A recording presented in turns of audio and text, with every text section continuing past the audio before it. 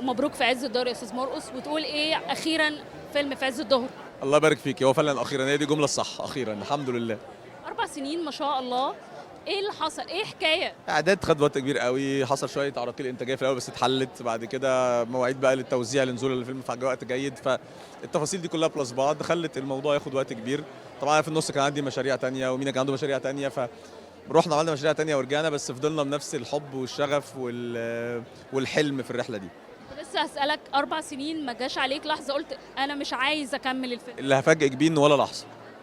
يمكن كتير من الصناع في فتره من فترات جالهم ده، انا ما جاتليش خالص. طبعا الوحيده اللي هيعرف يجاوبني على السؤال ده سبب تغيير بعض النجوم اللي كانت في البدايه. الجداول احنا التزمنا بجداول مع ناس، وبعد كده لما اتغيرت لاسباب اخرى كل الجداول دخلت في بعض، فاضطرينا نعدل. بس جداول الزمنيه فقط لا غير. حتى اللي مشي من المشروع كان زعلان جدا انه مشي، واللي موجود في المشروع كان مبسوط يعني لا يعني ما حصلش ان حد مشي لاي اسباب اخرى غير الجداول ومواعيد التصوير.